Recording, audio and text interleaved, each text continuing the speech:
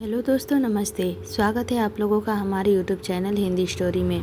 आज हम लोग हमारे प्रसिद्ध लेखक मुंशी प्रेमचंद जी का उपन्यास रंगभूमि का भाग 43 कवर करने वाले हैं। इससे पहले सारे एपिसोड मेरे चैनल पर अपलोड है, यदि आप लोग देखना चाहें तो उसे भी देख सकते हैं।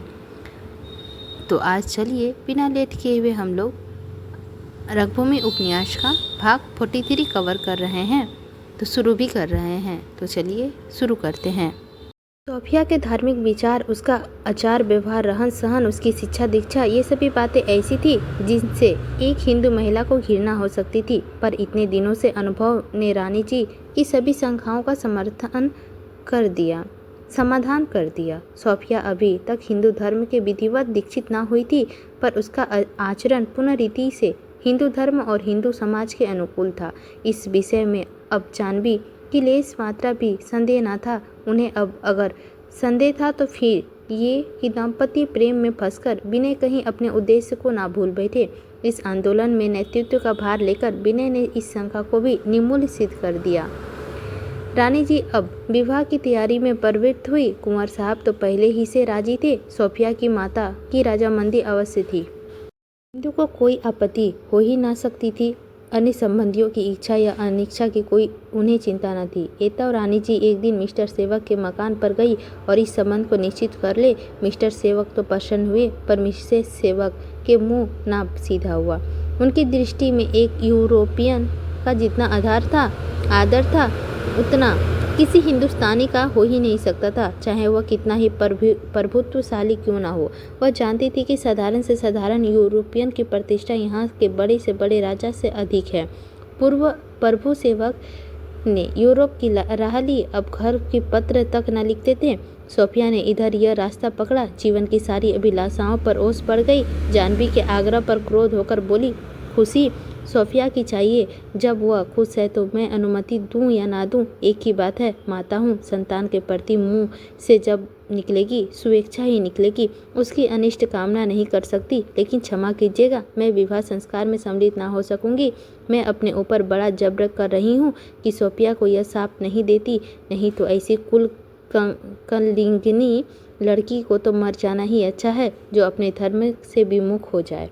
रानी जी को और कुछ कहने का साहस न हुआ। घर आकर उन्होंने एक विद्वान पंडित बुलाकर सोफिया के धर्म और विवाह संस्कार का मुहूर्त निश्चित कर डाला। रानी जानवी तो इन संस्कारों को धूमधाम से करने की तैयारी कर रही थी। उधर पांडेपुर के आंदोलन दिन पर दिन भीषण होता जाता था। मुआवजे के रुपये तो अब किसी के बाकी ना थे, यथापि अभी तक मंजूरी न आई थी। अब राजा महेंद्र कुमार को अपने पास के सभी आसामियों को रुपए देने पड़े थे, पर इन खाली मकानों को गिराने के लिए मजदूर ना मिलते थे। दुगुनी तिगुनी मजदूरी देने पर भी कोई मजदूर काम करने ना आता था। अधिकारियों के जिलों में अन्य भागों के मजदूर बुलाएं, पर जब वे आए तो यहाँ की स्थिति देखी तो रातों रात भाग खड़े हुए। तब अधिकारियों की सरकारी वर्कदाजों और तहसील के चपरासियों ने बड़े बड़े प्रलोभन देकर काम करने के लिए तैयार किया, पर जब उनके सामने सैकड़ों युवक, जिसमें कितने ही ऊंचे कुलों के थे, हाथ बांधकर खड़े हो गए, तो विनय की, भाइयों, ईश्वर के लिए फावड़े ना चलाओ, और अगर चलाना ही चाहते हो तो पहले हमारे गर्दन पर चलाओ। तो उन सबों की काया पलट हो गई। दूसरे दिन से वे लोग फिर काम पर ना आए। विनय और उसके सहकारी सेवक आजकल इस सत्याग्रह को अग्रसर करने में व्यस्त रहते थे। सूरदास सवेरे से संध्या तक झोपड़ी के द्वार पर मूर्तिवत बैठा रहता। हवलदार और उसके सिपाहियों पर अदालत से अभियोग चल रहा था। घटनास्थल की रक्षा के लिए दूसरे जिले के सशस्त्र पुलिस बुलाई गई थी। वे सिपाही संगीने चढ़ाए 24 घंटे झोपड़ी के सामने वाले मैदान पर टहलते रहते थे। शहर के 1000-2000 आदमी आठों पहर मजदूरी करते। एक जाता तो दूसरा आता। आने जाने वाले का तांता दिन पर दिन टूटता था। सेवक दल भी नयकराम के खाली बरामदे में आसन जमाए बैठा रहता था। न जाने कब क्या उपद्रव हो जाए। राजा महेंद्र कुमार और सुप्रिंटेंडेंट पुलिस दिन में 2-2 बार अवश्य आ जाते थे, किंतु किसी कारण झोपड़ा गिराने का हुक्म न देते थे। जनता की ओर से उपद्रव का इतना भय न था जितना पुलिस की अवज्ञा पर हवलदार के व्यवहार के समस्त अधिकारियों के दिल में होल समा गया था। प्रांतीय सरकार को यहाँ की स्थिति की प्रतिदिन सूचना दी जाती थी।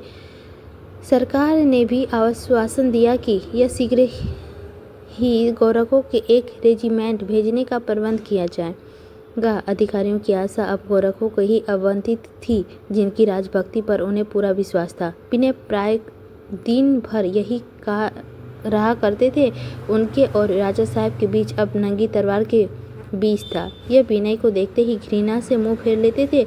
उनकी दृष्टि से विनय सूत्रधार था, सूरदास केवल कठपुतली। रानी जानवी जय जय विवाह की तैयारी कर रही थी और संस्कारों की तिथि समीप आ जाती थी। सोफिया का हृदय एक अगाध भय और अतवात शंका, एक अनिष्ट चिंता से आचरण हो जाता था। भय यह था कि कदाचित विवाह के पश्चात हमारे दाम्पत्य जीवन सुखमय हो ना हो, हम दोनों एक दूसरे के चरित्र दोष ज्ञात हो और हमारा जीवन दुखमय हो जाएगा। विनय की दृष्टि में सोफी निराकार, निर्दोष, दिव्य, सर्वगुण संपन्न देवी थी। सोफी को विनय पर इतना विश्वास न था। उसके तत्वित विवेचना ने उसे मानव चरित्र की विषमताओं का अवगत कर दिया था। उसके बड़े बड़े महात्माओं, ऋषियों, मुनियों, विद्वानों, योगियों और ज्ञानियों को, जो अपनी ओर से घोर तपस्याओं और वासनाओं का दमन कर चुके थे, संसार के चिकने पर कोई से ढके हुए तल से फिसलते देखा था। वह जानती थी कि यद्यपि संगमशील पुरुष बड़ी मुश्किल से फिसलते हैं, मगर एक बार फिसल गए तो किसी तरह नहीं समझ सकते। उसकी कुंठित वासनाएं, उसकी बंजीर वध इच्छाएं, उसकी संगत प्रवृत्तियां बड़े प्रबल वेग से प्रतिकूल दिशा में और बढ़ती हैं। भूमि पर चलने वाले मनुष्य गिरकर फिर न उठ सकते थे, लेकिन आकाश के भ्रमण करने वाले मनुष्य गिरे भी तो उसे कौन रोकेगा। उसके लिए कोई आशा नहीं, कोई उपाय नहीं। सोफिया को भय होता था कि कहीं मुझे यह अप्रिय अनुभव ना हो, कहीं कहीं स्थिति मेरे गले में पड़ न जाए। संभव है मुझसे कोई ऐसा दोष निकल आए जो मुझे विनय की दृष्टि में गिरा दे, वह मेरा अनादर करने लगे। वह शंका सबसे प्रबल और निराशामय थी। आह, अब तब मेरी क्या दशा होगी। संसार ऐसे कितने दाम्पत्य है कि अगर उन्हें दूसरी बार चुनाव का अधिकारी मिल जाए तो अपने पहले चुनाव को संतुष्ट रहें। सोफी निरंतर यही इच्छाओं में डूबी रहती थी। विनय बार बार उसके पास आते, उससे बातें करना चाहते, पांडेपुर की स्थिति के विषय में उससे सलाह लेना चाहते, पर उनकी उदासीनता देखकर उन्हें कुछ कहने की इच्छा न होती। चिंता रोग का मूल है। सोफी इतना चिंताग्रस्त रहती थी कि दिन पर दिन कमरे से ना निकलती थी। भोजन भी बहुत सूक्ष्म करती, कभी कभी निराहार ही रह जाती। हृदय में एक दीपक सा जलता रहता था, पर किसके अपने मन को कहे। विनय से इस विषय में एक शब्द भी ना कह सकती थी। जानती थी कि इसका परिणाम भयानक होगा। निरस्य की दशा में विनय न जाने क्या कर बैठे। अंत में उसकी कोमल प्रकृति इस मर्मदाह की सहन ना कर सकी। पहले सिर में दर्द रहने लगा, धीरे धीरे ज्वार का प्रकोप हो गया। लेकिन रोग संज्ञा पर गिरते ही सोफी को विनय को एक क्षण अलग रहना भी दुस्साहस प्रतीत होने लगा। निर्बल पुरुष को अपनी लकड़ी से भी अगाधा प्रेम हो जाता है। रुग्णावस्था में हमारा प्रेम स्नेही मेक्षी हो जाता है। सोफिया, जो कई दिनों पहले हमारे कमरे में विनय के आते ही बिल सा खोजने लगती थी कि कहीं प्रेमालाप न हो करने लगे, उनके त्रिषित नेत्रों से, उनकी मधुर मुस्कान से, उनकी मृदु हास्य से थरथर कांपती रहती थी, जैसे कोई रोगी उत्तम पदार्थों के सामने देखकर डरता हो। मैं कुदपत न कर बैठूं। अब द्वार की ओर अनिवेश नेत्रों से विनय का पाटा जोहा करती थी। वह चाहती थी कि यह अब कहीं ना जाए, मेरे पास ही बैठे रहे। विनय भी बधुआ उसके पास बैठे रहते। पांडेपुर के भार उनके सहयोगियों के छोड़कर सोफिया की सेवा शुश्रूषा पर तत्पर हो गए। उनके बैठने की सोफी की चिंता बहुत शांत हो जाती थी। वह अपने दुर्बल हाथों से विनय की जांघ पर हाथ रख देती और बलोचित आकांक्षा के उसके मुंह की ओर ताकती। विनय ने कहीं जाते देखती तो व्यर्थ हो जाती और आग्रहपूर्ण नेत्रों से बैठने की इच्छा करती। रानी जानवी के ये व्यवहार में भी एक विशेष अंतर दिखाई देता था। स्पष्ट तो ना कह सकती, पर संकेतों से विनय को पांडेपुर के सत्याग्रह में सम्मिलित होने से रोकती थी। इंद्रदत्ता की हत्या ने उन्हें बहुत सत्संग कर दिया था। उन्हें भय था कि उस हत्याकांड के अंतिम दृश्य उसके कहीं भयानक होगा। और सबसे बड़ी बात यह थी कि विवाह का निश्चय होते ही विनय का दुस्साहस और क्षीण होने लगा था। सोफिया के पास बैठकर उससे सद्भावनापद बातें करना और उसकी अनुरागपूर्ण बातें सुनना उन्हें अब बहुत अच्छा लगता था। सोफिया की गुप्त याचना के प्रेमोद्गार को भी और भी प्रबल कर दिया। हम पहले मनुष्य तो पीछे देश सेवक, देशानुरूप के लिए हम अपने मानवीय भाव को अवहेलना नहीं कर सकते। यह अस्वाभाविक है। निज पुत्र की मृत्यु का शोक जाति पर पड़ने वाली विपत्ति से कहीं अधिक होती है। नीच शोक मानवता होता है, जाति शोक निराशाजनक। निज शोक पर हम रोते हैं, जाति शोक पर चिंतित हो जाते हैं। एक दिन प्रातःकाल विनय डॉक्टर के यहाँ से दवा लेकर लौटे थे। सूर्योदय से होते हुए भी अपना विश्वास प्रख्यात चिकित्सा से अधिक था कि कुमार साहब ने उन्हें बुला भेजा। विनय इधर महीनों से उनसे मिलने ना गए थे। परस्पर मनोमिलन सा हो गया था। विनय ने सोफी को दवा पिलाई और तब कुंवर साहब से मिलने गए। वह अपने कमरे में टहल रहे थे। उन्हें देखकर बोले, तुम तो अब कभी आते ही नहीं। विनय ने उदासीन भाव से कहा, अवकाश नहीं मिलता। आपने कभी याद भी तो नहीं किया। मेरे आने से कदाचित आपका समय नष्ट होता है। कुंवर साहब ने इस व्यंग का परवाह न करते हुए, आज मुझे तुमसे एक महान संकट का राय लेनी है। सावधान होकर बैठ जाओ, इतनी जल्दी छुट्टी ना होगी। विनय, फरमाइए, मैं सुन रहा हूँ। कुंवर साहब ने घोर असमंजन का भाव से कहा, गवर्नमेंट का आदेश है तुम्हारा नाम रियासत से। यह कहते कहते कुंवर साहब रो पड़े। जरा देर में करुणा और उद्वेग काम हुआ। बोले, मेरी तुमसे विनती याचना है कि तुम स्पष्ट रूप से अपने सेवक दल से पृष्ठ कर लो और समाचार पत्रों से इसी आशय की एक विज्ञप्ति प्रकाशित कर दो। तुमने यह याचना करते हुए मुझे कितनी लज्जा और कितना दुख हो रहा है, इसका अनुमान तुम्हारे सिवा और कोई नहीं कर सकता। पर परिस्थिति ने मुझे विवश कर दिया है। मैं तुमसे यह कदापि नहीं कहता कि किसी को खुशामद करो, किसी के सामने सिर झुकाओ। नहीं, मुझे स्वयं इससे घृणा थी और है, किंतु मुझे भू संपत्ति की रक्षा के लिए मेरे अनुरोध को स्वीकार करो। मैंने समझा था रियासत को सरकार के हाथ में दे देना काफ़ी होगा, किंतु अधिकारी लोग इसे काफ़ी नहीं समझते। ऐसी दशा में मेरे लिए दो ही उपाय हैं, या तो तुम स्वयं इस आंदोलन में पृथक हो जाओ, या कम से कम उनके प्रमुख भाग ना लो, या मैं एक प्रतिज्ञा पत्र द्वारा तुम्हें रियासत से वंचित कर दूं। भावी संतान के लिए इस संपत्ति को सुरक्षित रखना पड़ना अवश्य है। तुम्हारे लिए पहला उपाय जितना कठिन है, उतना ही कठिन मेरे लिए दूसरा उपाय है। तुम इस विषय का निश्चय करते हो। विनय ने गर्वान्वित भाव से कहा, मैं संपत्ति को अपने पांव की बेड़ी नहीं बांधना चाहता। अगर संपत्ति हमारी है तो उसके लिए कोई किसी शर्त की जरूरत नहीं। अगर दूसरे की है तो आपका अधिकार उसकी कृपा का अधीन है, तो मैं उसे संपत्ति नहीं समझता। सच्ची प्रतिष्ठा और सम्मान के लिए संपत्ति की जरूरत नहीं, उसके लिए त्याग और सेवा ही काफ़ी है। भगत सिंह, बेटा, मैं इस समय तुम्हारे सामने संपत्ति की विवेचना नहीं कर रहा हूँ, उसे केवल क्रियात्मक दृष्टि से देखना चाहता हूँ।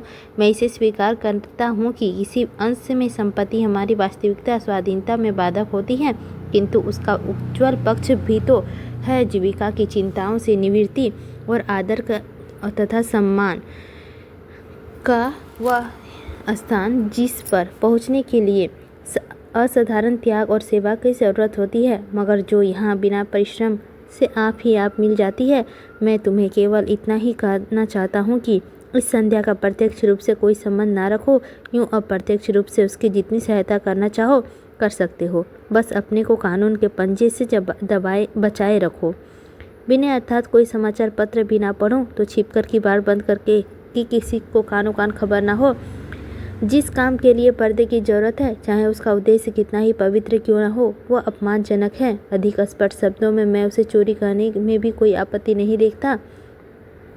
यह संशय और शंका का पूर्ण जीवन मनुष्य के सर्वोत्कृष्ट गुणों का नाश कर देता है। मैं वचन और कर्म से इतनी स्वाधीनता अनिवार्य समझता हूँ जो हमारे आत्मसम्मान की रक्षा करे। इस विषय में अपने विचार इससे स्पष्ट शब्दों में नहीं व्यक्त कर सकता। कुंवर साहब ने विनय को जलपूर्ण नेत्रों से देखा। उसमें कितनी उदीनता भरी हुई थी। तब बोले, मेरी खातिर से इतना मान जाओ।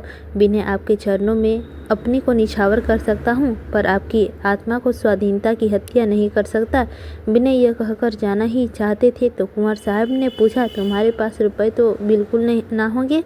विनय यह कहकर जाना ही चाहते हैं तो कुंवर साहब पूछा, तुम्हारे पास रुपए तो बिल्कुल ना होंगे? विनय, मुझे रुपये का फिक्र नहीं कुंवर, मेरी खातिर से यह लेते जाओ। उन्होंने नोटों के एक पुनिंदा विनय की तरफ बढ़ा दिया। विनय इनकार ना कर सके। कुंवर साहब पर उन्हें दया आ गई थी। जब वो नोट लेकर कमरे से चले गए तो कुंवर साहब क्षोभ और निराशा से व्यथित होकर कुर्सी पर गिर पड़े।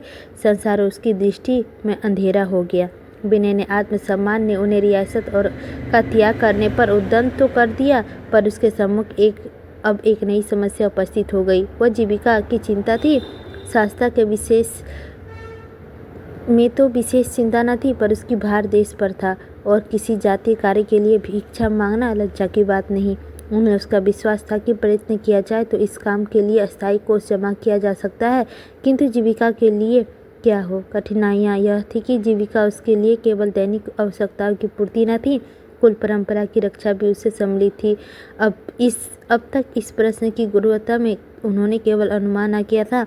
मन की किसी इच्छा के उत्पन्न होने की देर रहती थी, वह तो पूरी हो जाती थी। अब तो आंखों के सामने यह प्रश्न अपना विशद रूप धारण करके आया तो वह घबरा उठे। संभव था कि अब वह कुछ काल तक माता पिता का वात्सल्य उन्हें इस चिंता से मुक्त रखता, किंतु इस क्षणिक आधार पर जीवन भवन का निर्माण तो हो ही नहीं सकता। फिर उसका आत्मगौरव यह कब स्वीकार कर सकता है कि अपनी सिद्धांत प्रियता और आदर्श भक्ति का प्रायश्चित माता पिता से कराएं? कुछ नहीं, यह निर्जलता है, करी कायरता। मुझे कोई अधिकार नहीं है कि अपने जीवन का भार माता पिता पर रखूं। उन्होंने इस मुलाकात की चर्चा माता से भी ना की। मन ही मन डूबने उतरने लगे और फिर अब उनकी चिंता ना थी। सोफिया भी उसके जीवन का अंश बन चुकी थी, इसीलिए वह चिंता से भी और दहक था। माना कि सोफी मेरे साथ जीवन की बड़ी से बड़ी कठिनाइयों को सह लेगी, लेकिन क्या यह उचित है कि प्रेम का यह कठोर दंड दिया जाए, उसके प्रेम में इतनी कठिन परीक्षा में डाल दी जाए? वह दिन भर इन्हीं में मग्न रहे। वह विषय उन्हें असाध्य प्रतीत होता था। उनकी शिक्षा जीविका के प्रश्न पर लेस मात्र भी ध्यान न दिया गया था। अभी थोड़े ही दिन पहले उसके लिए इस प्रश्न का अस्तित्व ही न था। वह स्वयं कठिनाइयों का अभ्यस्त थे। विचार किया था कि जीवन पर्याप्त सेवा व्रत का पालन करूंगा, किंतु सोफिया के कारण उनके सोचे हुए जीवन कर्म में काया पलट हो गई थी। जिन वस्तुओं से पहले उनकी दृष्टि में कोई मूल्य न था, अब यह परम अवश्य जान पड़ती थी। प्रेम को विलास कल्पना ही से विशेष रुचि होती थी। वह दुख और दरिद्रता का सौपन्य नहीं देखता। विनय सोफिया को एक रानी की भांति रखना चाहते थे। उसे जीवन की उन समस्त सुख सामग्रियों से परिपूर्णित कर देना चाहते थे जो विलास की अनिविष्ट की है, पर परिस्थितियां ऐसा रूप धारण कर सकती थी जिन्हें वे असंख्याएं मीडिया में हुई जाती थी। चोरों की विपत्ति और दरिद्रता का ही कठिनमय विस्तार दिखाई पड़ रहा था। इस मानसिक उद्देश्य से दस्ता कि वह कभी सोफी के पास आते, कभी अपने कमरे से जाते, कुछ गुमसुम उदास मलिनमुख निष्प्रम उत्साहहीन, मानो कोई ऐसी बड़ी मंजिल मारकर लौटे हो। पांडेपुर की सबसे बड़ी भयप्रद सूचनाएं आ रही है। आज कमीशन आ गया, आज गोरखों की रेजिमेंट आ पहुंचा, आज गोरखों के मकान को गिराना शुरू किया और लोगों को रोकने पर उन्हें पीटा। आज पुलिस ने सेवकों को गिरफ्तार करना शुरू किया। 10 सेवक पकड़ लिए गए, आज 20 पकड़े गए। आज हुक्म दिया गया कि सड़क से सूरदास की झोपड़ी को कांटेदार तार लगा दिया जाए, कोई वहां जा नहीं सकता। विनय की ये खबर सुनते ही किसी पंखहीन पक्षी की भांति एक ही तरफ तड़प कर रह जाते थे। इस भांति एक सप्ताह बीत गया कि सोफी का स्वास्थ्य सुधरने लगा। उनके पैरों में इतनी शक्ति आ गई कि पाँव बगीचे में टहलने जाती थी। भोजन में रुचि हो गई, मुखमंडल में अयोग्य की क्रांति झलकने लगी। विनय की भक्तिपूर्ण सेवा में उस पर समूह ने विजय प्राप्त कर ली थी। वे शंकाएं जो उसके मन में पहले उठती थी शांत हो गई थी। प्रेम के बंधन की सेवा में और भी सुदृढ़ कर दिया था। इस कीर्तन से वो शब्दों से नहीं, आत्मसम्मान से प्रकट करना चाहती थी। विनय सिंह की दुखी देखकर कहती, तुम मेरे लिए इतने चिंतित क्यों होते हो? मैं तुम्हारे ऐश्वर्य और संपत्ति की भूखी नहीं हूँ। जो मुझे तुम्हारी सेवा करने का अवसर ना देगी, जो तुम्हारे भावहीन बना देगी। इससे मुझे तुम्हारा गरीब रहना ज़्यादा पसंद है। ज्यों ज्यों उसकी तबीयत संभलने लगी, उसे यह ख्याल आने लगा कि कहीं लोगों मुझे बदनाम ना करते हो कि इस कारण विनय पांडेपुर नहीं जाते, इस संग्राम से वह भाग नहीं लेते जो उनका कर्तव्य है। आग लगाकर दूर खड़े तमाशा देख रहे हैं, लेकिन यह ख्याल आने पर भी उनकी इच्छा न होती थी कि विनय वहाँ जाए। एक दिन इंदु उनको देखने आई। बहुत घिन और विरक्त हो रही थी। उसे अब अपने पति की इतनी असरता हो गई थी कि उधर हफ्तों से उनसे बात तक ना की थी। यहाँ तक कि वह खुले खुले उसकी निंदा करने से भी ना हिचकिचाती थी। वह भी उससे बोलते थे। बातों बातों में विनय से बोली, उन्हें तो हकीमों की खुशामद ने चौपट किया, पिताजी को संपत्ति प्रेम ने चौपट किया, क्या तुम्हें भी मोह चौपट कर देगा? क्यों सोफी, तुम उन्हें एक क्षण के लिए भी कैद से मुक्त नहीं करती? अगर अभी तो उनका यह हाल है तो विवाह हो जाने पर क्या होगा? तब तो यह कदाचित दिन दुनिया कहीं के भी ना होंगे, भैरव की भांति तुम्हारा प्रेम रस पान करने में उन्मुक्त रहेंगे। सोफिया बड़ी लज्जित हुई, कुछ जवाब न दे सकी। उनकी यह शंका सत्य निकली कि विनय की उदासीनता का कारण ही मैं समझी जा रही हूँ। लेकिन कहीं ऐसा तो नहीं कि विनय अपनी संपत्ति का रक्षा के विचार से मेरी बीमारी का बहाना लेकर इस संग्राम में पृथक रहना चाहते हो? यह कुरिष्ठ भाव बलत उसके मन में उत्पन्न हुआ। वह उसे हृदय से निकाल देना चाहती थी, जैसे हम किसी घृणित वस्तुओं की ओर से मुंह फेर लेते हैं, लेकिन इस आपेक्ष में अपने सिर से दूर करना अवश्य था। छेपते हुए बोली, मैंने तो कभी नहीं मना किया इंदु, मना करने से कोई ढंग है? सोफिया, अच्छा तो मैं आपके सामने कह रही हूँ, मुझे इनके वहाँ जाने से कोई आपत्ति नहीं है, बल्कि इसे मैं अपने और इनके दोनों के ही गौरव की बात समझती हूँ। अब मैं ईश्वर से दया और उसकी कृपा से अच्छी हो गई हूँ और उन्हें विश्वास दिलाती हूँ कि उनके जाने से मुझे कोई कष्ट ना होगा। मैं स्वयं 2-4 दिन में आ जाऊँगी। इंदु ने विनय की ओर सहस्त्र नेत्रों से देखकर कहा, लो अब तो इंदु कोई बाधा नहीं रही। तुम्हारे वहाँ रहने से काम सुचारू रूप से होगा और संभव है कि शीघ्र ही अधिकारियों को समझौता कर लेना पड़े। मैं नहीं चाहती कि उसका श्रेय किसी दूसरे व्यक्ति के हाथ लगे। लेकिन जब इस अंकुश का भी विनय पर कोई असर ना हुआ तो सोफिया का विश्वास हो गया कि इस उदासीनता का कारण संपत्ति, लालसा चाहे जो भी हो, लेकिन प्रेम नहीं है। जब उन्हें मालूम हुआ कि पृथक रहने में मेरी निंदा हो रही है तो जानबूझकर क्यों मेरा उपहास करा रहे हैं? यह तो उगते को ठेलने का बहाना हो गया है। रोने को थे ही आंखों में किरकिरी पड़ गई। मैं उनके पैरों में थोड़े ही पकड़े हुए हूँ। वह तो अब पांडेपुर का नाम तक नहीं लेते, मानो वहाँ कुछ हो ही नहीं रहा है। उसने स्पष्ट नहीं लेकिन संकेतित रीति में विनय वहाँ जाने की प्रेरणा भी की, लेकिन वह फिर टाल गए। वास्तव में बात यह थी कि इतने दिनों तक उदासीनता रहने का पश्चात विनय अब वहाँ जाने के लिए छेपते थे। डरते थे कहीं मुझ पर लोग तालियां न बजाएं, कि डर के मारे छिपे बैठे रहें। अब उन्हें स्वयं पश्चात होता था कि मैं क्यों इतने दिनों तक मुँह छिपाए रहा, क्यों अपनी व्यक्तिगत चिंताओं को अपने कर्तव्य मार्ग से काटा बनने दिया। सोफी की अनुमति लेकर मैं जा सकता था, वह कभी मुझे मना ना करती। सोफी को एक बड़ा ऐब यह है कि मैं उसके हित के लिए जो काम करता था उसे वह निर्दय आलोचक की दृष्टि से देखती थी। खुद चाहे प्रेम का वर्कस कर्तव्य को तीन बराबर भी परवाह ना करे, पर मैं आदर्श की जो फर्क नहीं टाल सकता। अब उन्हें ज्ञात हुआ कि यह दुर्बलता, मेरी भीरुता और मेरी अकर्मण्यता भी उसकी सोफिया की बीमारी के मेरे मुंह के छिपाने की बहाना बना दिया।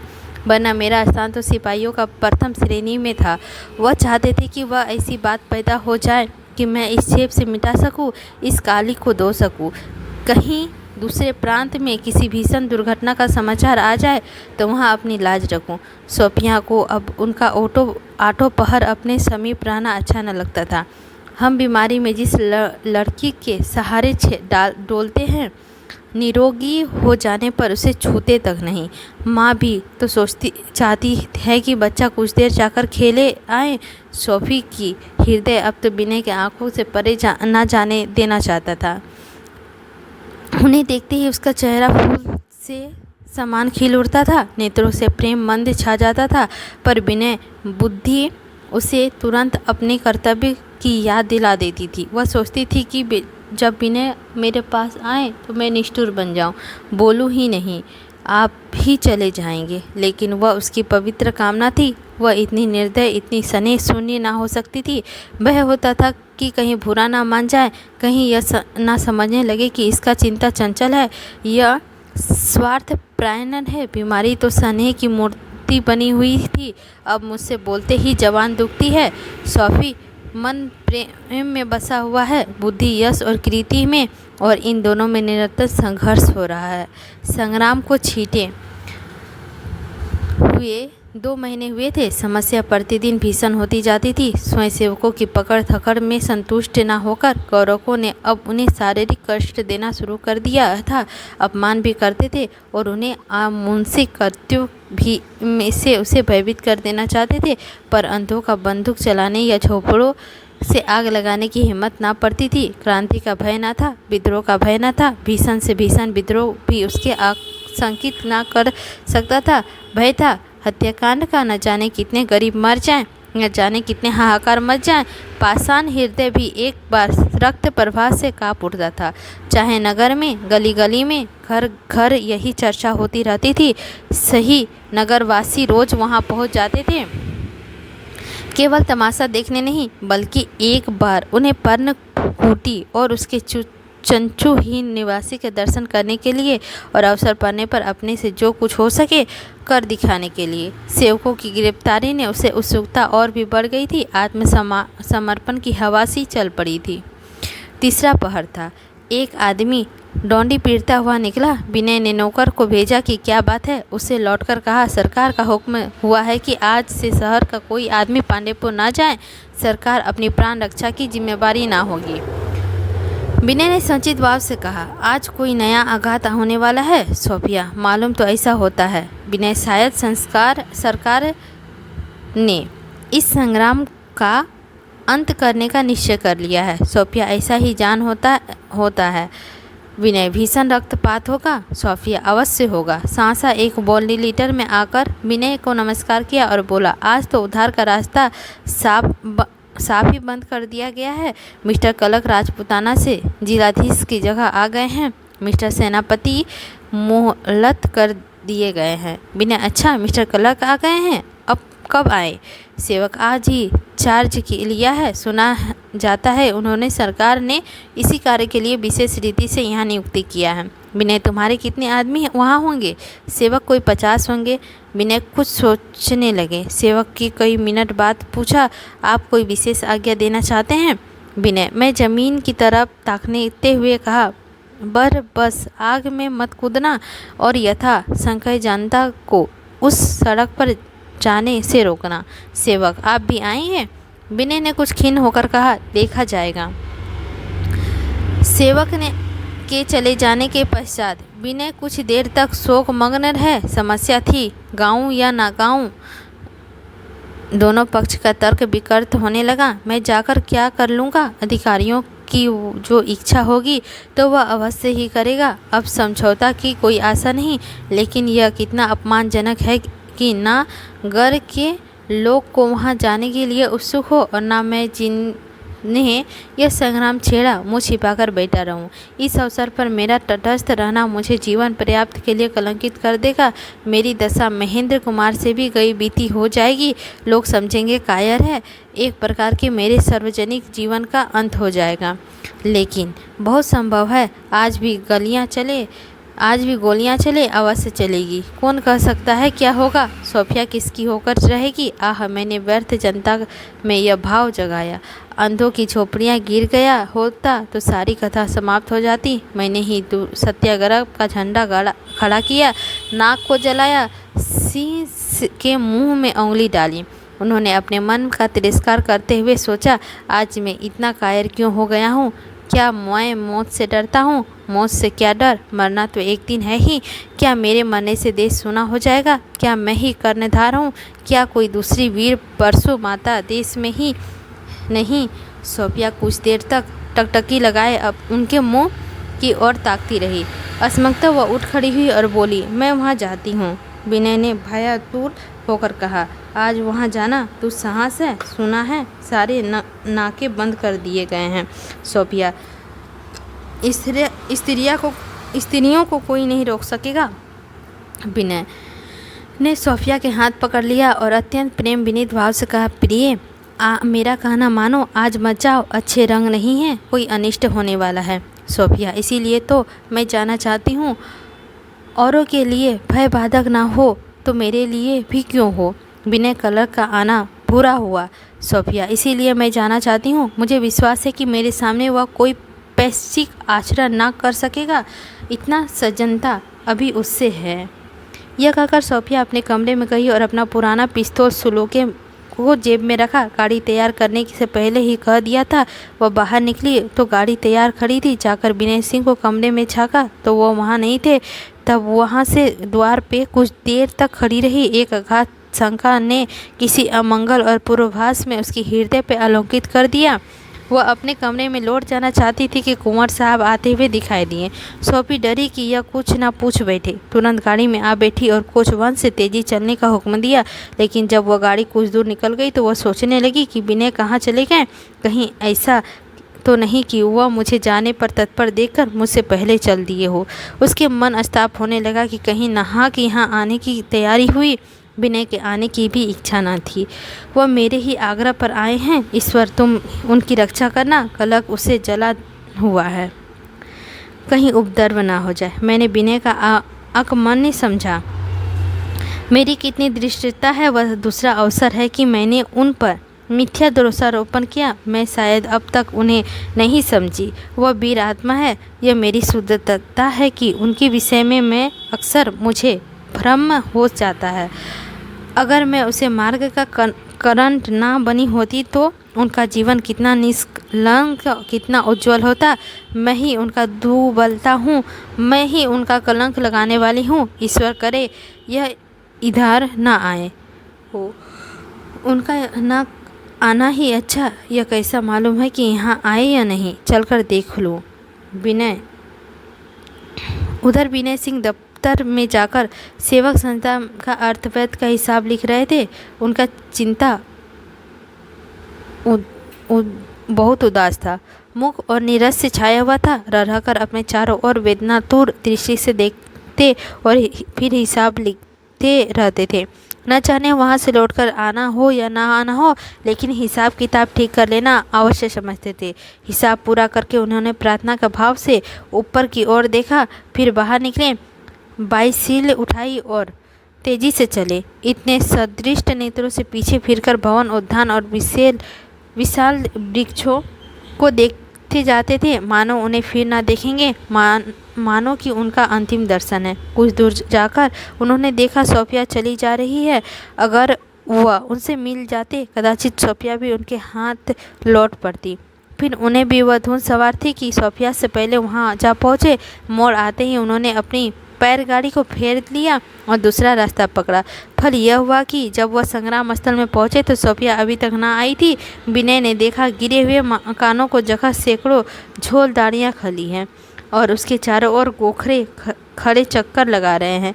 किसी की गति नहीं हुई कि अंदर प्रवेश कर सके। हजारों आदमी आसपास खड़े हैं, मानो किसी विशाल अभिनय को देखने के लिए। दर्शकगण वृत्ताकार खड़े हो। मध्य में सूरदास का झोपड़ा रंगमंच का समान स्थिर था। सूरदास झोपड़े के सामने लाठी लिए हुए खड़ा था, मानो सूत्रधार नाटक का आरंभ करने के लिए खड़ा है। सब के सब सामने का दृश्य देखने में कितना तन्मय हो रहे थे कि विनय की ओर किसी का ध्यान आकृष्ट नहीं हुआ। सेवक दल की युवक झोपड़े के सामने रातों रात ही पहुंच गए थे। विनय ने निश्चित किया कि मैं वहां जाकर खड़ा हो जाऊं। एकाएक किसी ने पीछे से उसका हाथ पकड़कर खींचा। उन्होंने चौंक कर देखा तो सोफिया थी। उनके चेहरे का रंग उड़ा हुआ था। घबराई हुई आवाज़ से बोली, तुम यहाँ क्यों आए? विनय तुम्हें अकेले क्यों कर छोड़ देता? सोफिया, मुझे बड़ा भय लग रहा है। ये तोपें लगा दी गई है। विनय ने तोपें ना देखी थी। वास्तव में 3 तोपें झोपड़े की और मुंह किए हुए खड़ी थी, मानो रंगभूमि की दैत्यों ने प्रवेश किया हो। विनय, शायद आज इस सत्याग्रह का अंत कर देने का निश्चय हुआ है। सोफिया, मैं यहाँ नायक आई, मुझे घर पहुँचा दो। आज सोफिया को पहली बार प्रेम का दुर्बल पक्ष का अनुभव हुआ। विनय की रक्षा की चिंता में वह कभी इतनी भय विमूल ना हुई थी। जानती भी थी कि विनय कर कर्तव्य, उसका गौरव, उनका श्रेय यहीं रहने का है, लेकिन वह जानते हुए भी उन्हें यहाँ से हटा ले जाना चाहती थी। उनके विषय में कोई चिंता न थी। अपने को वह बिल्कुल भूल गई थी। विनय, हाँ, तुम्हारा यहाँ रहना जोखिम की बात है। मैंने पहले ही मना किया था, तुमने ना माना। सोफिया विनय का हाथ पकड़कर गाड़ी पर बैठा देना चाहती थी कि सहसा इंदुरानी की मोटर आ पहुंच गई। मोटर से उतरकर वह सोफिया के पास आई। बोली, क्यों सोफी, जाती हो क्या? सोफी की बात बनाकर कहा, नहीं जाती नहीं हूँ, जरा पीछे हट जाना चाहती हूँ। सोफिया को इंदु का आना कभी इतना नागभर नहीं मालूम हुआ था। विनय को भी बुरा मालूम हुआ। बोले, तुम क्यों आई? इंदु, इसीलिए कि तुम्हारा भाई साहब का आज पत्र द्वारा मुझे मना कर दिया गया था। विनय, आज की स्थिति बहुत नाजुक है। हम लोग धैर्य और साहस से आज कठिनतम परीक्षा होगी। इंदु, तुम्हारे भाई साहब ने तो उस पत्र में यही बात लिखी थी। विनय, कलर को देखो, कितनी निर्दयता से लोगों का हंडर मार रहा है, किंतु लोग हटने का नाम नहीं लेता। जनता का संयम और धैर्य अब अंतिम बिंदु तक पहुँचने लगा है। कोई नहीं कह सकता कि कब क्या हो जाए। साधारण जनता इतनी स्थिर, चिंता और दीर्घव्रत हो सकती है, इसका आज विनय का अनुभव हुआ। प्रत्येक व्यक्ति प्राण हथेली में लिए हुए मालूम होता था। इतने में नायकराम किसी और से आ गए और विनय को देखकर विस्मय होकर पूछा, आज तुम इधर कैसे भूल पड़े हो भैया? इस प्रश्न में इतना व्यंग, इतना तीखादार, कितना उपहास था। विनय ऐठ कर रह गए। बात टालकर बोले, कलर्क बड़ा निर्दयी है। नायकराम, मैं अंगोछा उठाकर अपनी पीठ विनय को दिखाई। गर्दन से कमर तक एक नीली रक्तमय रेखा खींची हुई थी, मानो किसी नोकदार कील से खुरच लिया गया हो। विनय ने पूछा, यह घाव कैसे लगा? नायकराम, अभी यह खंडर खाए जा सकता हूँ, फिर जीता बचा ना समझूंगा। क्रोध में तो ऐसा आया कि टांग पकड़कर नीचे घसीट लूं, लेकिन डरा कि कहीं गोली ना चल जाए तो नाहक सब आदमी धुन जाएं। तुमने तो इधर आना ही छोड़ दिया। औरत का मायाजाल बड़ा कठिन है। सोफिया का इस कथन का अंतिम वाक्य सुन लिया। बोली, ईश्वर को धन्यवाद दो कि तुम इस जाल में नहीं फंसे। सोफिया की चुटकी में नायकराम को गुदगुदा दिया। सारा क्रोध शांत हो गया। बोले, भैया, मिस साहब का जवाब दो। मुझे मालूम होता है कि, लेकिन कहते नहीं बनता। हाँ, कैसे? विनय, क्यों नहीं? ने तो निश्चय किया था कि अब स्त्रियों के नगीच न जाऊंगा। ये बड़ी बेवफा होती है। उसी दिन से बात है जब मैं सोफी के लतार सुनकर उदयपुर जा पहुंचा था। नायकराम लज्जित होकर, वाह भैया, तुमने तो मेरे ही सिर झोंक दिया। विनय, हाँ, और क्या कहूँ? सच कहने में संकोच। खुश हो तो मुसीबत, नाराज हो तो मुसीबत। विनय, नायकराम, बस भैया, मेरे मन की बात कही। ठीक यही बात हर मर्दों को पार मार। बराजी हो तो मुसीबत, नाराज हो तो उससे बड़ी और मुसीबत। सोफिया, जब औरतें इतनी विपत्ति है तो पुरुष क्यों उसे अपने सिर पर मरते हैं? जिसे देखो वही उसके पीछे दौड़ता है। क्या दुनिया में सभी पुरुष मूर्ख हैं? किसी को बुद्धि नहीं छू सक गई? नायकराम, भैया, मिस साहब ने मेरे सामने पत्थर लुढ़का दिया। बात तो सच्ची है, पर जब औरतें इतनी विपत है तो लोग उसे अपने सिर में के पीछे क्यों हैरान रहते हैं? एक ही दुर्दशा देखकर दूसरा क्यों नहीं सीखता? बोले, भैया, है कुछ जवाब? विनय, जवाब क्यों नहीं है? एक तो तुम ही ने मेरी दुर्दशा से सीख लिया। तुम्हारी भांति और भी कितने ही पड़े होंगे। नायकराम हंसकर, भैया, तुमने फिर मेरे ही सिर डाल दिया। यह तो कुछ ठीक जवाब ना बन पड़ा। विनय, ठीक न वही है जो तुमने आते ही आते कहा था कि औरत की मायाजाल बड़ा कठिन है, मनुष्य संभवतः विनोदशील है, ऐसी विवंदना में भी उसे हंसी सूझती है। फांसी पर चढ़ने वाले मनुष्य भी हंसते देखे हुए हैं। यहाँ ये ही बातें हो रही थी कि मिस्टर कलक घोड़ा उछालते, आदमियों को हटाते कुचलते आ पहुँचे। सोफी पर निगाह पड़ी, तीर सा लगा। टोपी उठाकर बोले, यह वही नाटक है या कोई दूसरा? शुरू कर दिया। नरस्त में भी तीर व पत्थर से भी कठोर निर्दय वाक्य था। मिस्टर क्लर्क ने अपने मनोगत नैराश्य, दुख, अविश्वास और क्रोध को इन 4 वाक्यों में कूट कूट कर भर दिया था। सोफी ने तत्क्षण उधार दिया, नहीं, बिल्कुल नया। तब जो मित्र थे अब वे शत्रु हैं। क्लर्क व्यंग समझकर तिल मिला उठे, बोले, यह तुम्हारा अन्याय है। मैं अपने नीति पर जो भर भी नहीं हटा। सोफी, किसी को एक बार शरण देना और दूसरी बार उसे पर तलवार उठाना क्या एक ही बात है? जिस अंधों के लिए कल तुमने यहाँ राइसों के विद्रोह किया था, बदनाम हुए थे, दंग भोचा था, उसी अंधों पर गर्दन पर तलवार चलाने के लिए आज राजपुतानाओं से दौड़ आए हो। क्या दोनों एक ही बात है? क्लर्क, हाँ मिस सेवक, दोनों एक ही बात है। हम यहाँ शासन करने के लिए आते हैं, अपने मनोभाव को व्यक्तिगत विचारों का पालन करने के लिए नहीं। जहाज में उतरने ही हम अपने व्यक्तिगत को मिटा देते हैं। हमारा न्याय, हमारी सहृदय, हमारी सदिच्छा, सबका एक ही अनिष्ट है। हमारा प्रथम और अंतिम उद्देश्य शासन करना है। मिस्टर क्लर्क का लक्ष्य सोफी की और इतना नहीं जितना विनय की ओर था। वह विनय को अलक्षित रूप से धमाका रहे थे। खुले हुए शब्दों में उनका आश्रय यही था कि हम किसी को मित्र नहीं हैं, हम यहाँ राज्य करने आए हैं और जो हमारे कार्य में बाधक है उसे हम उखाड़ फेंकेंगे।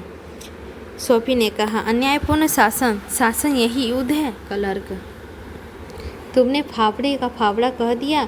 हमने इतनी सजनता है। अच्छा, मैं तुमसे फिर मिलूंगा। यह कहकर उन्होंने घोड़े का एड़ लगाई। सोफिया ने उच्च स्वर्ग से कहा, नहीं, कदापि न आना, मैं तुमसे ना मिलना चाहती। आकाश में मंडित हो रहा था, संध्या से पहले हो गई थी। मिस्टर क्लर्क अभी गए हुए थे कि मिस्टर जॉन सेवक की मोटर आ पहुंची।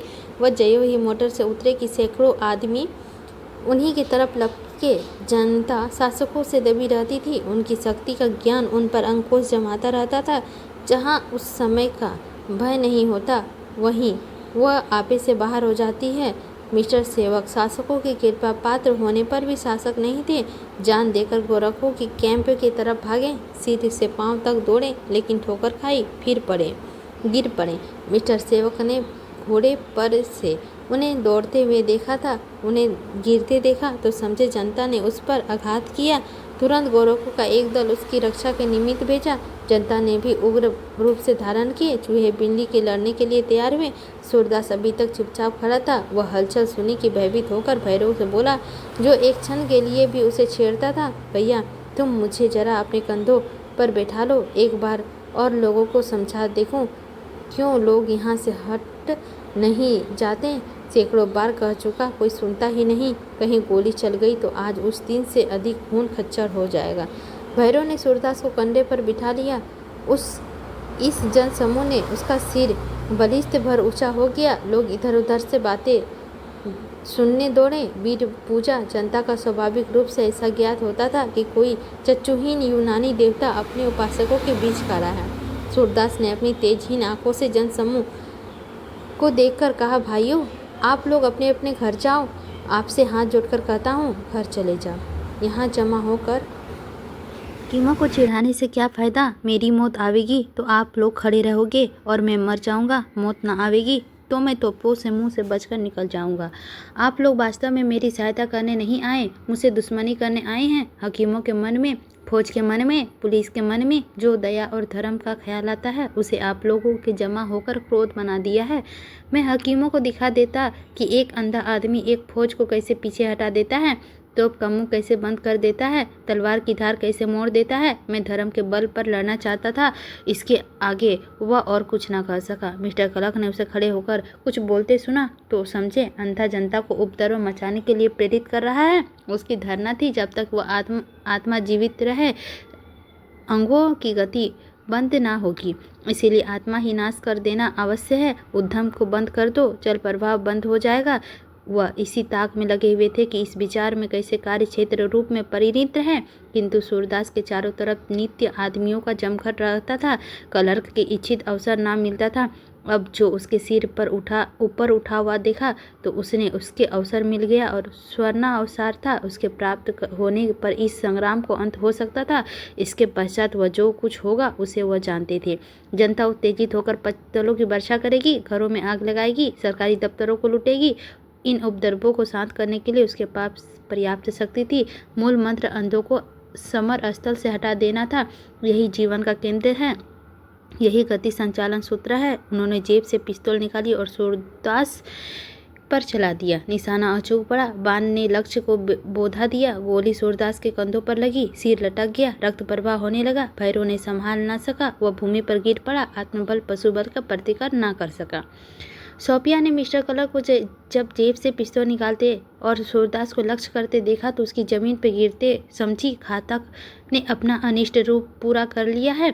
फिटन पर खड़ी थी, नीचे कूद पड़ी और हत्या क्षेत्र की ओर चली, जैसे कोई माता अपने बालक को किसी आने वाली गाड़ी के चपेट में देखकर दौड़े। विनय उसके पीछे उसे रोकने के लिए दौड़े। वह कहते जाते थे, सोफी, ईश्वर के लिए वहाँ ना जाओ, मुझ पर इतना दया करो। देखो, गौर के बंदूकें संभाल रहे हैं। हाय, तुम नहीं जानती। यह कहकर उन्होंने सोफी का हाथ पकड़ लिया और अपनी ओर खींचा, लेकिन सोफी ने एक ही झटका देकर अपना हाथ छुड़ा लिया और फिर दौड़ी। और इसे इस समय कुछ न सूझता था, ना गलियों का भय था, ना गोलियों का भय था, ना संगीनों का। लोग उसे दौड़ते देखकर आप रास्ते में हटते जाते थे। गोरखों की दीवार सामने खड़ी थी, पर सोफी को देखकर वे भी हट गए। मिस्टर कलक ने पहले ही कड़ी ताकीद कर दी थी, कई सैनिक रमणियों को छेड़छाड़ ना करे। विनय इस दीवार पर ना चिर सके। तरल वस्तु छिद्र के रास्ते से निकल गई, ठोस वस्तु ना निकल सकी। सोफी ने जाकर देखा तो सूरदास के कंधों पर रक्त प्रवाह हो रही है, अंग शिथिल पड़ गए हैं, मुख विवर्ण हो रहा है और आंखें खुली हुई थी और उसे पुनः शांति, संतोष और धैर्य की ज्योति निकल रही थी। क्षमा थी, क्रोध या भय का नाम ना था। सोफी ने तुरंत रुमाल निकालकर रक्त प्रवाह को बंद किया और कंपित स्वर से बोली, इन्हें अस्पताल भेजना चाहिए, अभी प्राण है, संभव है बच जाएंगे। भैरव ने उसे गोद उठा लिया। सोफी ने उसे अपनी गाड़ी तक ले गई, उस पर सूरदास पर लिटा दिया, पर आप गाड़ी पर बैठ गई और कोचवाहन को सफाखाने चलने का हुक्म दिया।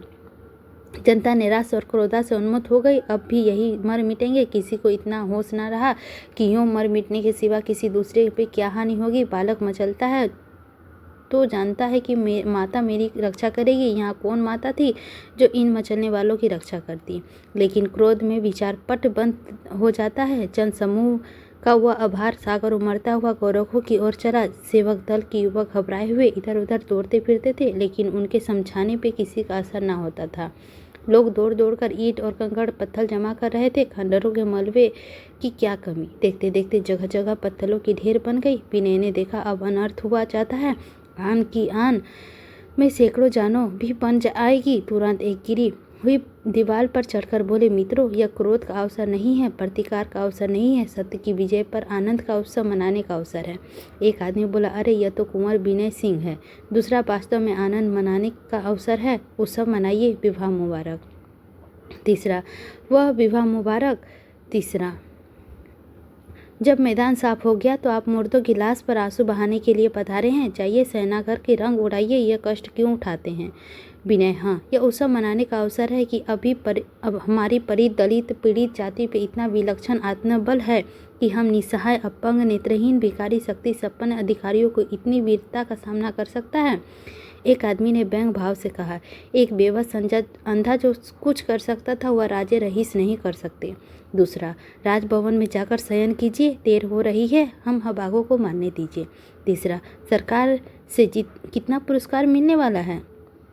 चौथा, आप ही ने तो राजपुतानों के दरबार पर पक्ष लेके प्रजा पर आग में झोंक दिया था। विनय, भाइयों, मेरी निंदा का समय फिर मिल जाएगा। यद्यपि मैं कुछ विषय कारणों से इधर आपके साथ दे सका, लेकिन ईश्वर जानता है मेरी सहानुभूति आप ही के साथ है। मैं एक क्षण के लिए आपकी तरफ से गरीब ना था।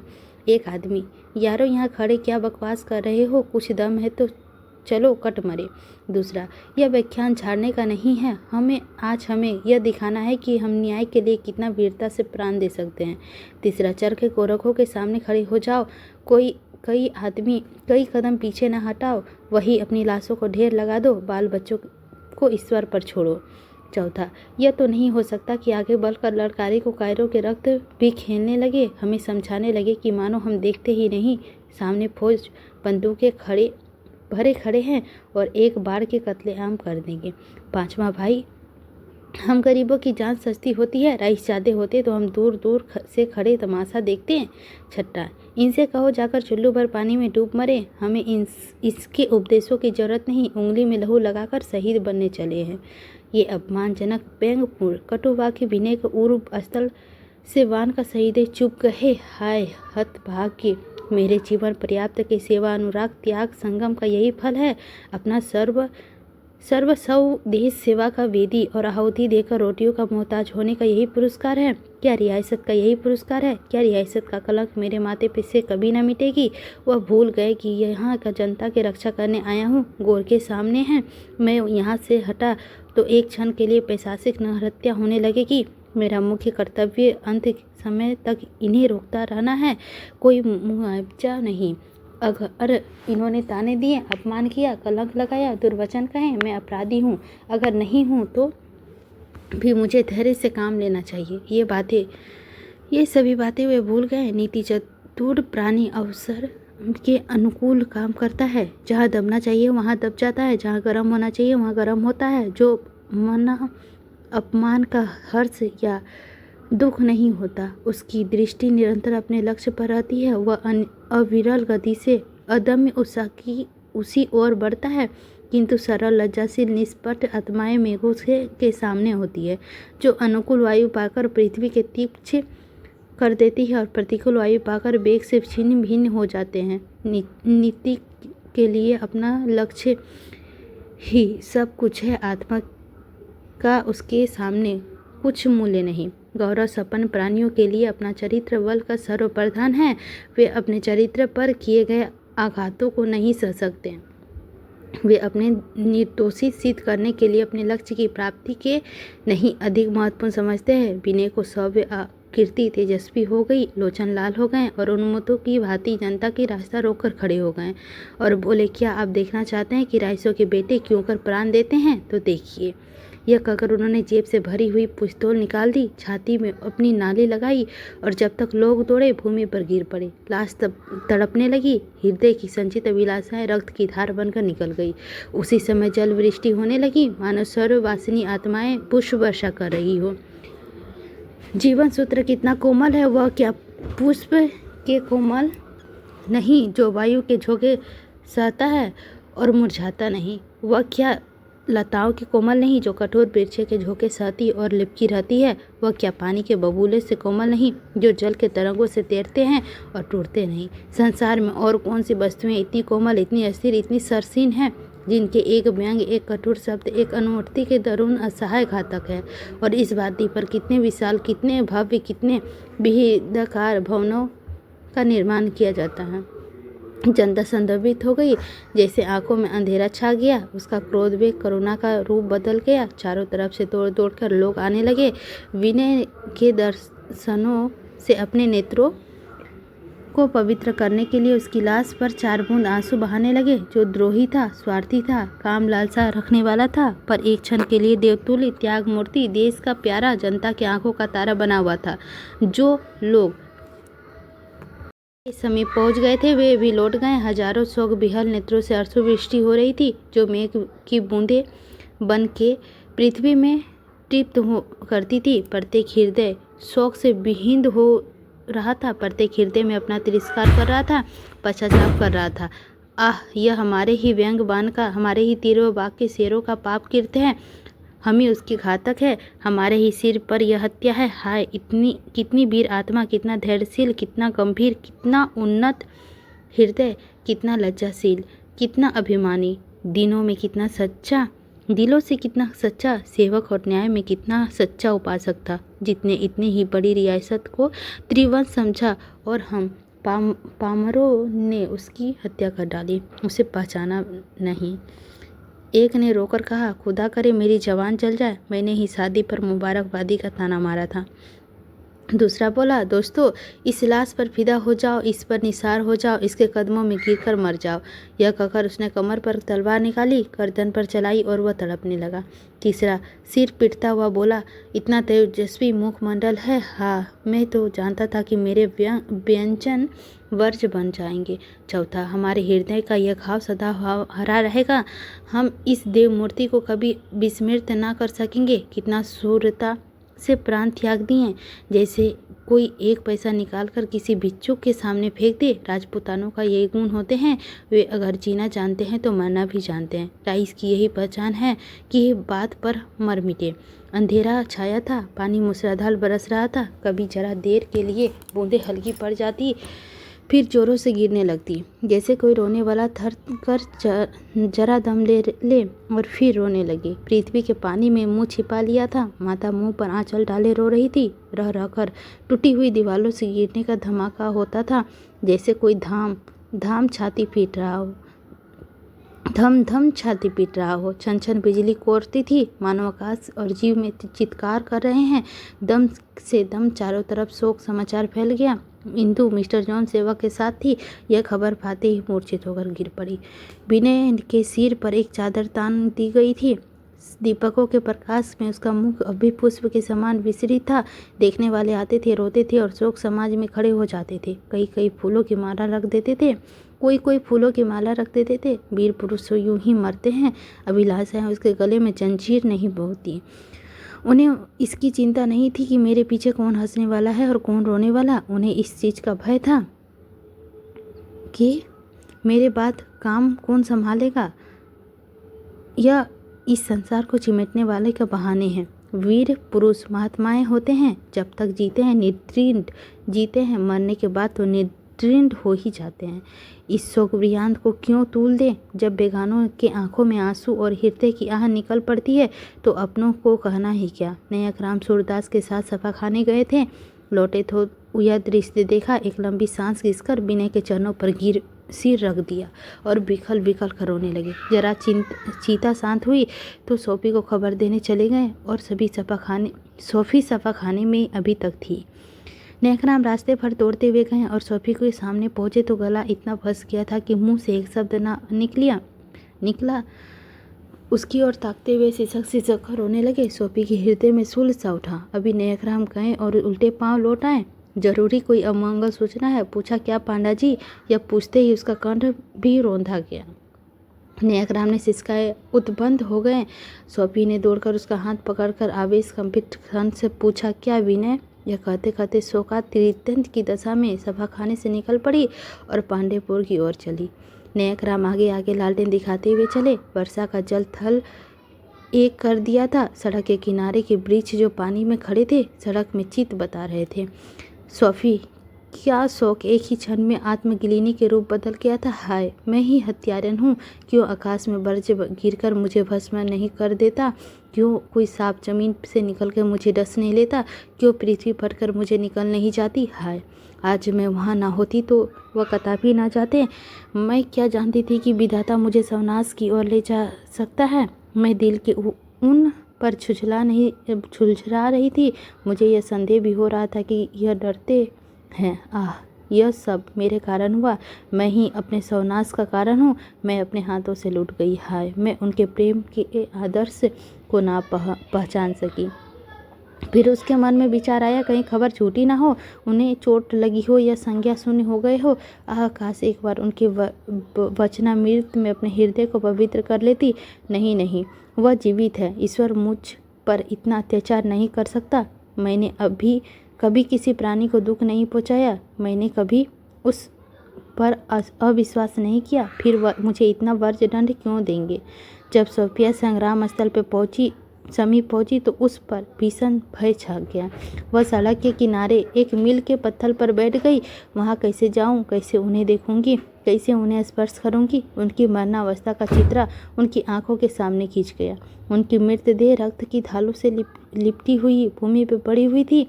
उसे उसके जीते जाते देखा था। उसे इस जीर्णावस्था में वह कैसे देखेगी। उसे इस समय प्रबल आशंका हुई कि वह वहाँ जाते ही मैं भी उनके चरणों पर गिरकर प्राण त्याग दूं। अब संसार में मेरे लिए कौन सा सुख है। हाँ, यह कठिन वियोग कैसे सहूंगी। मैंने अपने जीवन का नष्ट कर दिया। ऐसे नर रत्न को धर्म का पैशाचिक क्रूरता का पर बलिदान कर दिया। यद्यपि वह जानती थी कि विनय का देहांत हो गया, फिर भी उसे भ्रांत आशा हो रही थी कि कौन जाने वह केवल मूर्छित हो गए हो। सहसा उसे पीछे से एक मोटर कार पानी को चीरता हुआ आती दिखाई दी। उसके उज्जवल प्रकाश में फटा हुआ पानी ऐसे जान पड़ा मानो दोनों ओर से जल जंतु पर उसमें टूट रहे हो। वह निकट आकर रुक गई। रानी जानवी थी। सोफी को देखकर बोली, बेटी तुम यहाँ क्यों बैठी हो? आओ साथ चले। क्या गाड़ी नहीं मिली? सोफी चिल्लाकर रानी के गले में लिपट गई, किंतु रानी की आंखों में आंसू न थे, मुख पर शोक की चित न था। उनकी आंखों में गर्व का मंद छाया हुआ था, मुख पर विजय की आवाज़ झलक रही थी। सोफी ने गले से लगाते हुए, बेटी क्यों रोती हो? बेटी, विनय के लिए वीरों की मृत्यु पर आंसू नहीं बहाए जाते, उत्सव का राग गाए जाते हैं। मेरे पास हीरे जवाहरात होते तो उसकी लाश पर लुटा देती। मुझे अपने मरने का दुख नहीं है। दुख होता है अगर वह आज प्राण बचाकर भागता। नहीं तो मेरी चित संगीत अभिलाषा थी, बहुत ही पुरानी। जब मैं युवती थी तो वीर राजपुतानों तथा राजपुतानियों का आत्मसमर्पण की कथा पढ़ा करती थी।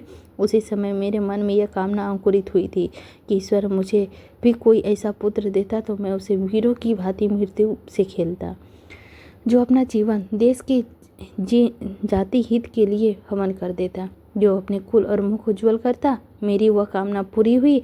आज मैं एक वीर पुत्र की जननी हूँ। क्यों रोती हो? इससे उनकी आत्मा को कलेश होगी। तुमने तो धर्म ग्रंथ पढ़े हैं, मनुष्य कभी मरता है, जीव तो अमर है, उसे तो परमात्मा भी नहीं मार सकता।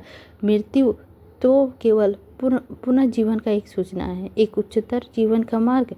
विनय फिर संसार में आएगा, उसकी कीर्ति और भी फैलेगी। जिस मृत्यु पर घरवाले रोए वह उस पर कोई मृत्यु नहीं है, वह तो एड़ियाँ लगड़ना है। वीर मृत्यु वही है जिस पर बैकाने रोए और घरवाले आनंद मनाए।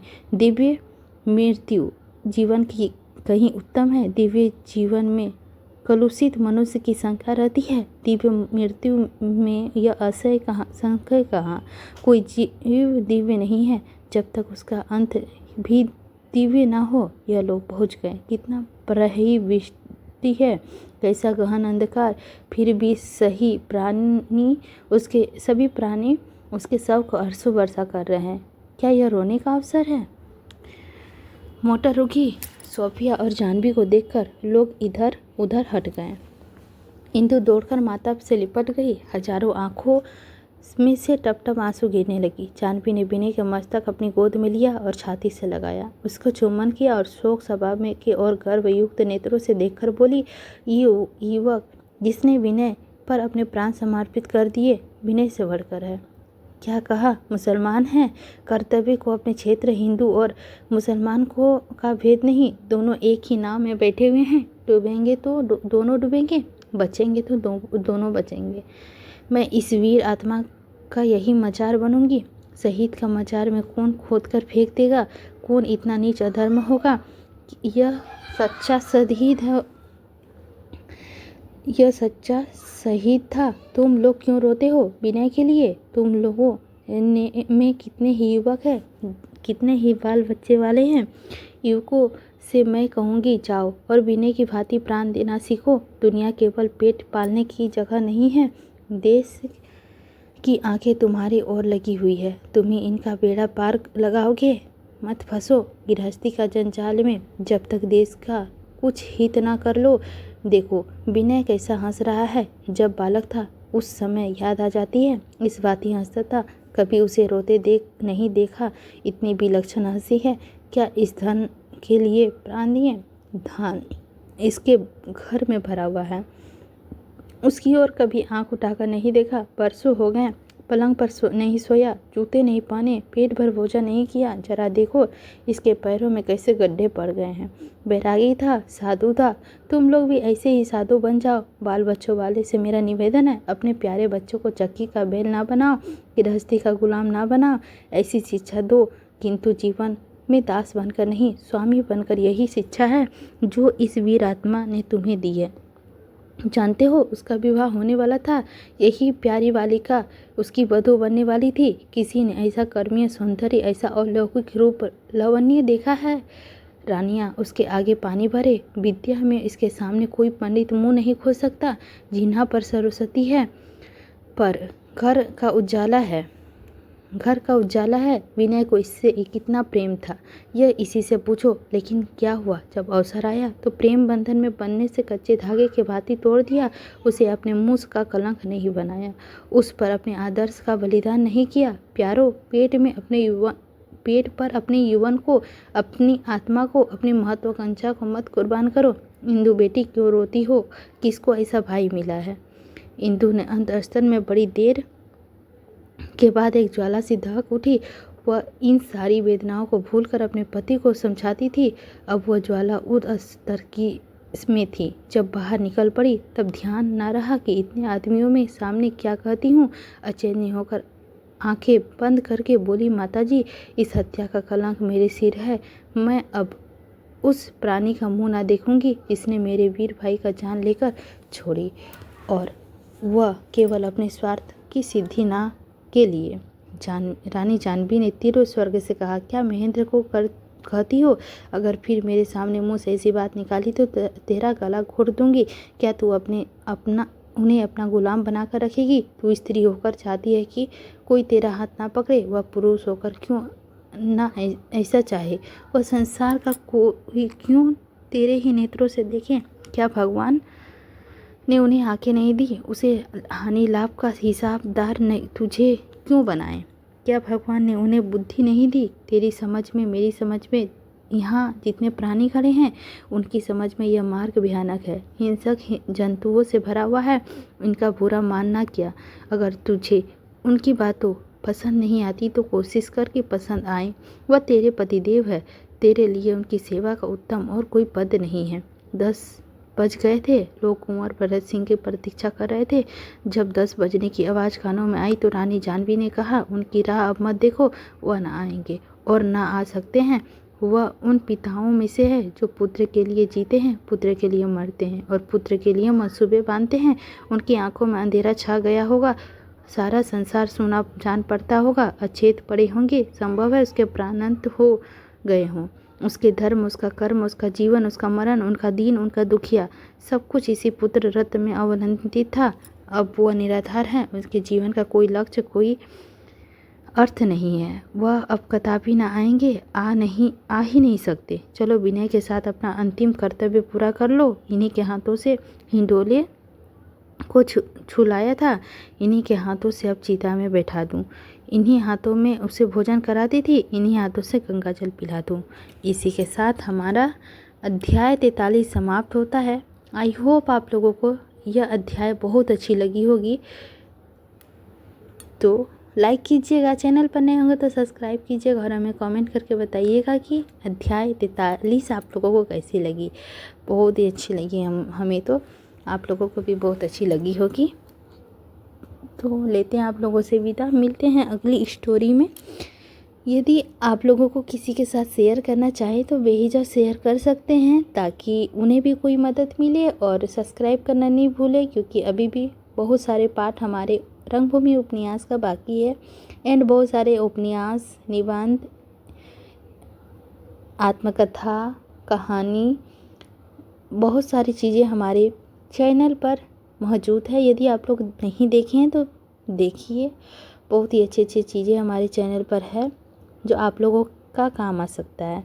तो इसी के साथ लेते हैं आप लोगों से विदा, मिलते हैं अगले पार्ट 44 लेके आप लोगों के साथ।